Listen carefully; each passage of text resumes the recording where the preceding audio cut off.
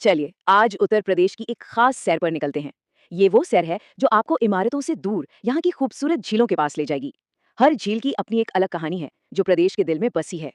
अच्छा, जब हम झील के बारे में सोचते हैं तो क्या ख्याल आता है? शायद बस पानी का एक शांत टुकड़ा। लेकिन उत्तर प्रदेश में हर झील की अपनी एक पहचान है। कोई इतिहास की गवाह है तो कोई हजारों मील दूर से आने वाले परिंदों का घर।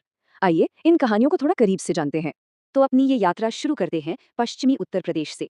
ये वो इलाका है जहाँ की झीलें अपने ऐतिहासिक और सांस्कृतिक जुड़ाव के लिए काफी मशहूर हैं। तो देखिए सबसे पहले है रामपुर की शांत गौर झील। फिर हम चलते हैं मेरठ के ऐतिहासिक रामताल, जिसका जिक्र तो पुराने ग्रंथों में भी मिलता है। और अलीगढ़ की शेखा झील, अरे वो तो पक्षियों के लिए किसी जन्नत से कम नहीं। और हाँ, आगरा की कीठम झील, इसके बारे में एक बहुत ही खास बात है। जी हाँ, कीठम झील का एक और बड़ा प्यारा नाम है सूर सरोवर। ऐसा कहा जाता है कि इसका नाम महान कवि सूरदास के नाम पर रखा गया है ना दिलचस्प। ये बात इसे एक अलग ही सांस्कृतिक पहचान देती है। अब ये जो हम सारी बातें कर रहे हैं, ये जानकारी एक विस्तृत स्रोत से ली गई है जिसमें प्रदेश की कई प्रमुख झीलों की पूरी लिस्ट है। इससे हमें एक साफ नक्शा मिल जाता है कि हमारा ये सफर कहाँ कहाँ से गुजरने वाला है। तो चलिए अब पश्चिम से निकलकर रुख करते हैं मध्य और पूर्वी मैदानी इलाकों का। यहाँ की झीलें और वेटलैंड्स यानी कि आर्द्र भूमि हजारों प्रवासी पक्षियों का खुले दिल से स्वागत करती हैं। यहाँ हमें मिलती है उन्नाव की नवाबगंज झील, गोंडा में पार्वती अर्गा और संत कबीर नगर में बखीरा झील। ये सिर्फ पानी के बड़े बड़े तालाब नहीं है, बल्कि ये बहुत ही महत्वपूर्ण पक्षी अभयारण्य है। सोचिए, साइबेरिया जैसी ठंडी जगहों से पक्षी उड़कर यहाँ आते हैं। और हाँ, गोरखपुर का विशाल रामगढ़ ताल, उसकी भव्यता तो देखने लायक है।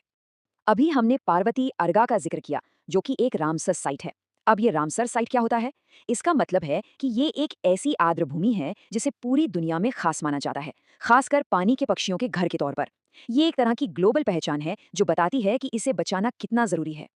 तो ये बात तो बिल्कुल साफ है कि ये जो इलाका है ना, वो पक्षियों से प्यार करने वालों के लिए किसी छिपे हुए खजाने जैसा है।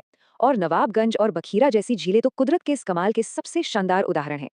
अपने इस सफर में थोड़ा और पूरब की ओर बढ़े तो हम पहुंचते हैं देवरिया की भोजपुर झील, फिर बलिया की विशाल प्राकृतिक सुरहताल झील, और उसके बाद वाराणसी की शांत और आध्यात्मिक औंधी झील तक।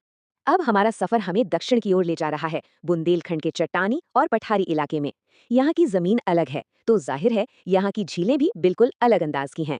यहाँ झांसी में है विशाल बरुआ सागर और महोबा में है बेला सागर। लेकिन इस पूरे इलाके का जो सबसे बड़ा सितारा है वो है सोनभद्र में गोविंद बल्लभ पंत सागर। ये अपने आकार में बाकी सबसे कहीं ज्यादा बड़ा है। और सुनिए, ये कोई कुदरती झील नहीं है। गोविंद वल्लभ पंत सागर भारत की सबसे बड़ी मानव निर्मित झीलों में से एक है। इसे रिहंद नदी पर एक बांध बनाकर तैयार किया गया है। ये इंजीनियरिंग का एक ऐसा बेजोड़ नमूना है जो बिजली बनाने से लेकर सिंचाई तक में मदद करता है।